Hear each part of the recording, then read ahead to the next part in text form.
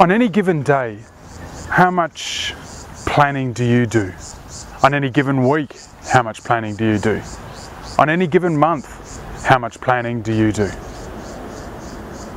Is it reactive planning, or is it planning when you know when big decisions need to be made for your business?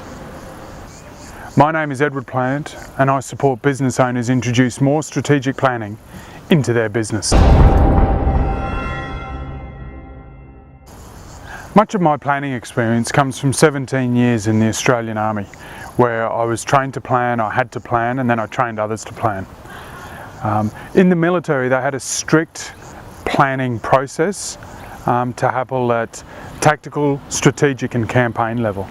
And at the tactical level, and especially around training, this process was called TARP, the Training and Resource Plan.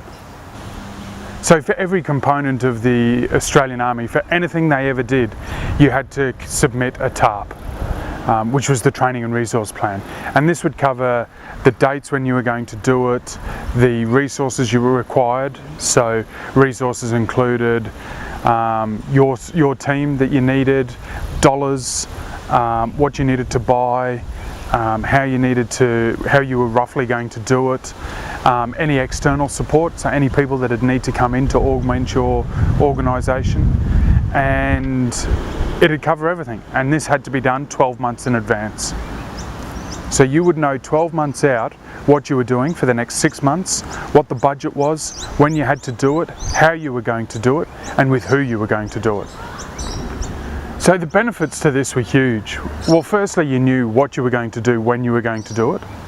Secondly, you knew that you were resourced and what your budget was going to do. Third, it meant that you could actually not be involved in it, and someone else could pick up the plan and go, oh, okay, that's what's got to be done, that's how we're going to do it, and run with it.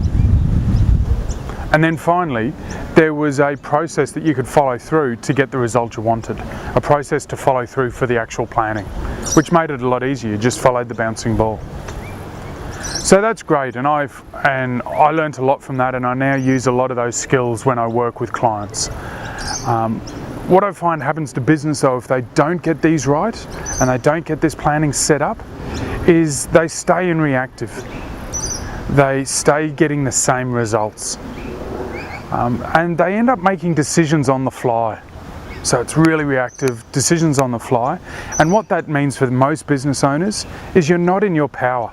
You're reacting and you're not as strong and not making the best decisions. All of this ends up with the same results happening over and over again, and you probably not achieving the heights or the results that you really could. So what I'd like to know is, do you have a TARP for your business? A training and resource plan? Or more importantly, do you have a business resource and allocation plan? I call it a business battle plan. Your plan that shows you when you're doing, what you're doing, and roughly how you're going to do it. Do you have one? Well, if you don't, what I'd like to do is invite you along to a half-day workshop that I'm putting on that's going to walk through some of the foundational level elements that will help you understand the process to plan, create the plan for your business for 2016.